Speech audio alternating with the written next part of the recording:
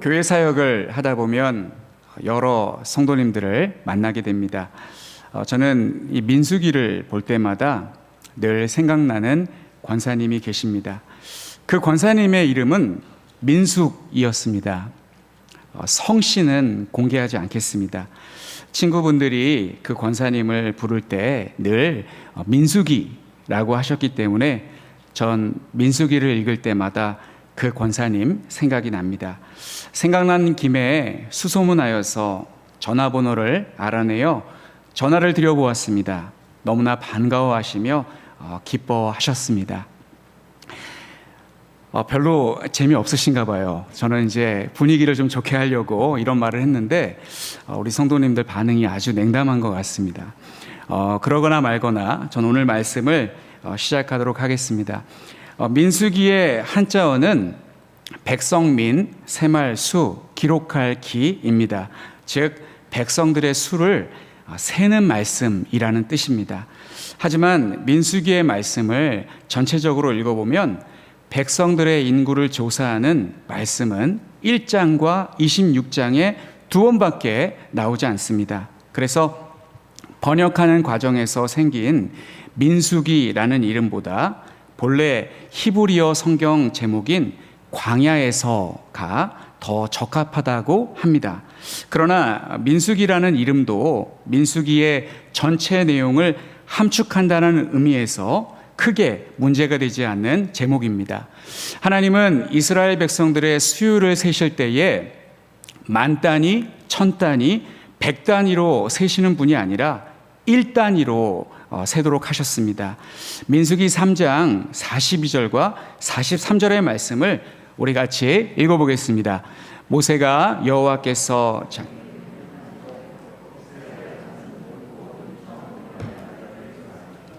1개월 이상으로 계수된 처음 태어난 남자의 총계는 22,273명이었더라.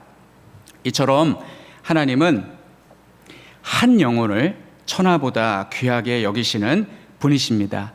민수기를 기록한 사람은 두말할 것도 없이 모세입니다. 너무나 당연한 말씀을 드리는 이유는 이를 의심하고 부정하는 사람들이 많이 있기 때문에 그렇습니다. 그러나 우리 교단의 신학은 모세오경은 모세가 기록하였다라는 것을 추호도 의심하지 않습니다. 왜냐하면 예수님께서 그리 말씀하셨기 때문입니다. 누가복음 24장 27절 말씀도 우리 다 같이 읽어보겠습니다. 이에 모세와 모든 선지자의 글로 시작하여 모든 성경에 쓴 바 자기에 관한 것을 자세히 설명하시니라.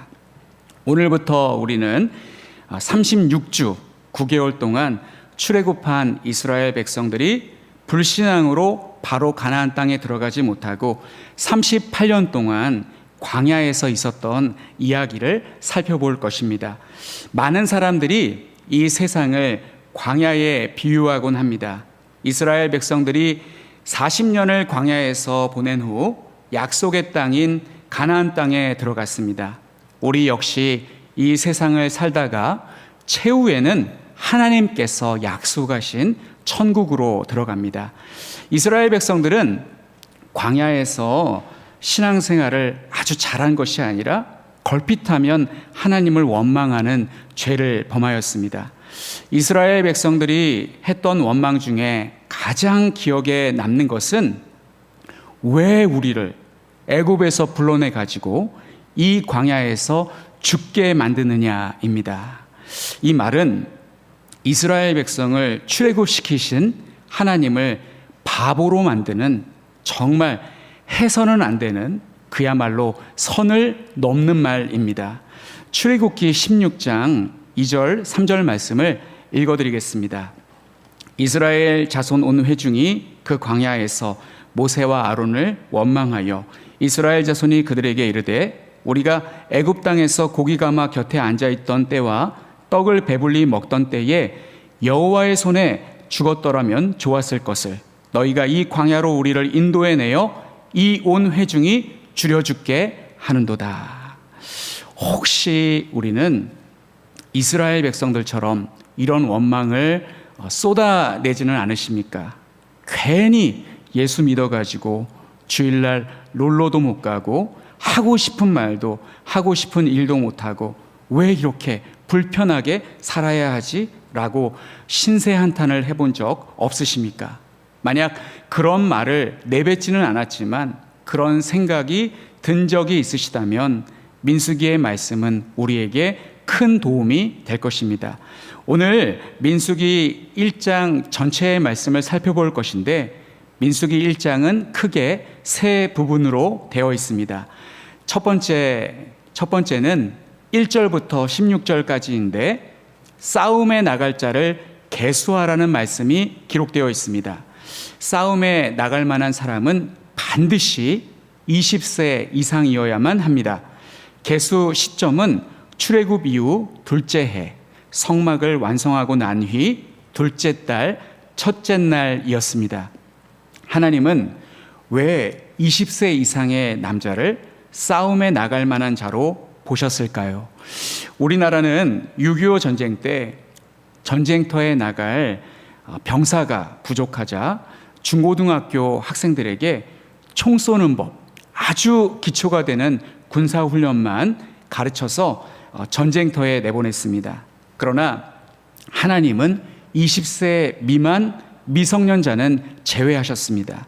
왜냐하면 그들은 신체적으로 정신적으로 미숙했기 때문이었습니다. 오늘날 교회 사역도 마찬가지입니다. 미숙한 자에게 함부로 직분을 맡기지 않습니다. 교회에 처음 나와서 은혜를 받았다고 열정이 넘친다고 해서 그러한 사람에게 직분을 맡기지 않습니다. 교회 사역은 보람을 느낄 수도 있지만 경우에 따라서는 상처를 받을 수 있는 일도 많기 때문에 미성숙한 자에게 교회 사역을 맡겨서는 안 됩니다. 20세 이상 성숙한 남자가 싸움에 나갈 수 있듯이 성숙한 성도가 교회에서 직분을 받고 봉사할 수 있습니다. 그리고 종족과 조상의 가문을 따라서 20절과 22절의 말씀을 보시면 이 종족과 조상의 가문을 따라라는 말씀이 연거푸 나옵니다.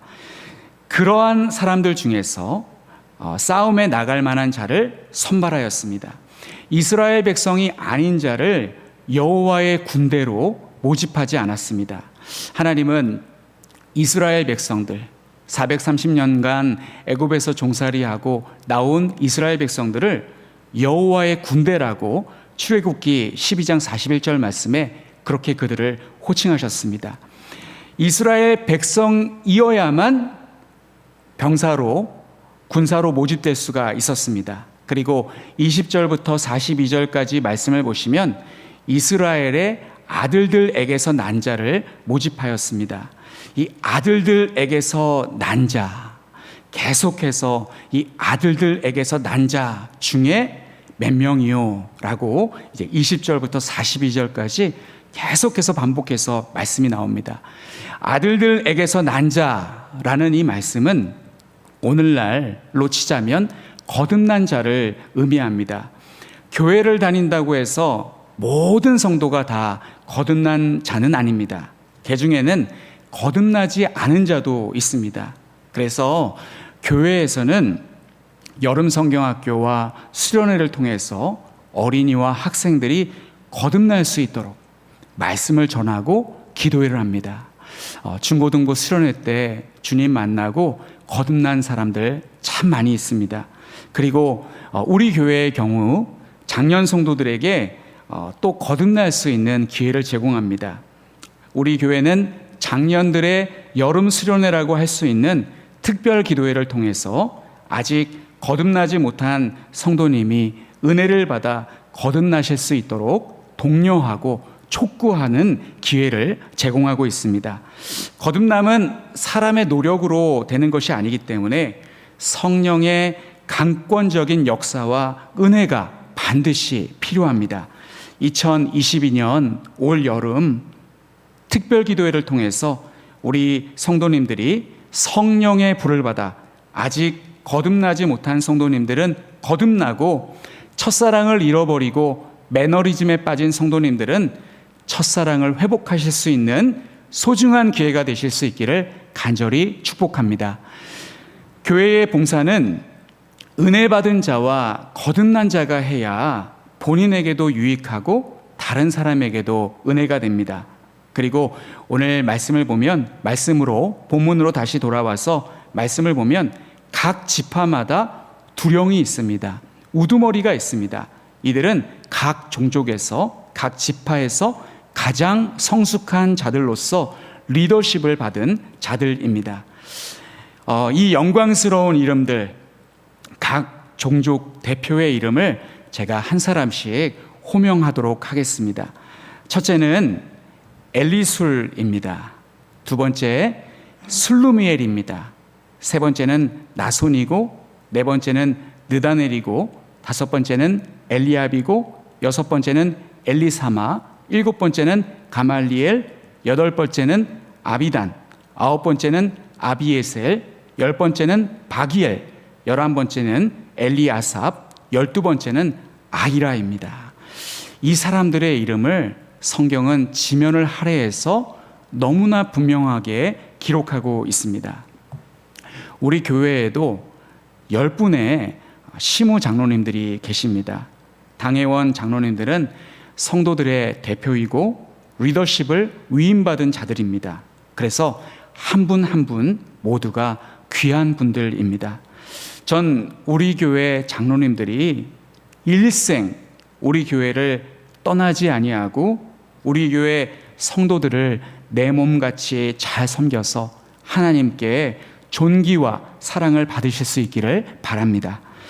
두 번째 단락은 17절부터 46절까지 계수한 각 지파의 명수가 나옵니다. 계수를 주먹구구식으로 하지 않고 정한 틀이 있습니다.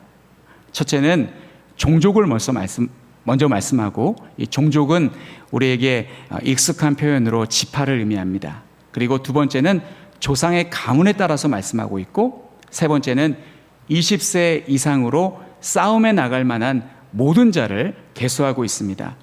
각 지파마다 명수가 나오는데 이 사람들을 모두 다 합치면 46절의 말씀과 같이 60만 3,550명이 됩니다. 60만 3,550명은 20세 이상의 싸움에 나갈 남자를 계수한 것입니다. 자, 20세 이상의 남자가 60만 3,550명이라고 한다면, 그렇다면 이스라엘의 전체 인구는 200만 명이 될 것입니다. 혹자는 이것을 의심하는 자들도 있습니다. 어떻게 광야에서 200만 명이 몰려다니면서 그렇게 몰려다닐 수가 있으며 그들이 어떻게 굶어 죽지 않고 다 살 수가 있느냐라고 하면서 의심하는 자들이 있습니다.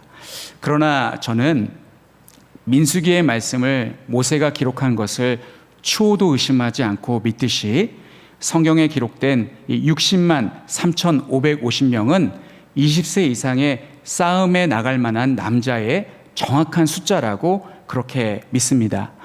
이처럼 하나님은 싸움에 나갈 만한 성도 한 사람 한 사람을 귀하게 여기십니다. 시편 87편 6절의 말씀을 보시면 여호와께서 민족들을 등록하실 때에는 그 수를 세시며 이 사람이 거기서 났다 하시리로다. 하나님은 한치의 틀림없이 정확하게 한 사람 한 사람을 계수하도록 하셨습니다. 자, 이 말씀에서 우리가 중요하게 생각하고 또 우리에게 적용해 볼 수 있는 점은, 과연 우리 교회에서 20세 이상으로 싸움에 나갈 만한 자가 몇 사람이나 있을까요? 단순히 이것은 20세 이상의 성도를 가리키는 말씀은 아닙니다. 여기에서 20세 이상으로 싸움에 나갈 만한 이 성도는 남자 성도뿐만 아니라 여자 성도도 포함됩니다. 즉, 거듭나고 성숙하고 훈련되어서 주님을 진정으로 예배하고 맡겨주신 일을 능히 감당할 수 있는 자가 몇 명이나 되느냐라는 점입니다. 복음성가 중에서 주를 위한 이곳에 라는 복음성가가 있습니다. 그 가사를 읽어드리면, 주를 위한 이곳에 예배하는 자들 중에 그가 찾는 이 없어 주님께서 슬퍼하시네. 주님이 찾으시는 그 한 사람, 그 예배자, 내가 그 사람 되길 간절히 주께 예배하네. 바라옵기는 우리 교회 모든 성도님들이 주님이 찾으시는 그 한 사람, 싸움에 나갈 만한 20세 이상의 그 남자, 그 예배자가 되시기를 간절히 축원합니다. 세 번째는 47절부터 53절까지의 말씀이 세 번째 단락입니다. 이것은 레위 지파의 직무입니다. 바로 오늘 우리가 함께 읽은 말씀이기도 합니다. 49절의 말씀을 읽어드리면, 너는 레위 지파만은 계수하지 말며 그들을 이스라엘 자손 계수 중에 넣지 말고 라고 기록하고 있습니다. 이와 같이 레위 지파는 20세 이상 싸움에 나갈 만한 자중에 포함되지 않았습니다. 그 이유는 누군가는 성막과 부속품을 관리할 자가 있어야 했기 때문입니다. 성막은 하나님께서 임재하시는 곳으로서 매우 거룩하고 조심스럽게 다뤄야만 했습니다. 그래서 하나님은 각 지파가 순번을 정해서 돌아가면서 성막을 관리하도록 하시지 않고 한 지파를 정해서 그 지파는 이 일만을 하도록 하셨습니다. 택함받은 그 지파가 바로 레위 지파입니다. 이 사명이 얼마나 막중했었는지 레위 지파는 군 면제를 받았습니다. 제가 입대할 때에 군 면제 혜택을 받는 친구들이 있었습니다.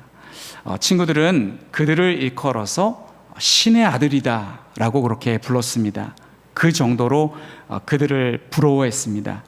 그러나 레위 지파는 군 면제를 받은 것이 아니라 성막을 운반하고 관리해야 하는 특별한 책임을 맡았습니다. 레위 지파가 거룩해서가 아닙니다. 레위 지파가 특별해서가 아닙니다. 그들도 다른 지파와 마찬가지로 죄가 있었습니다.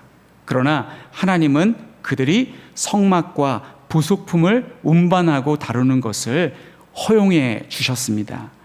예전에 목사님께서 설교 시간에 왜 레위 지파가 성막을 운반하고 관리하는 직분을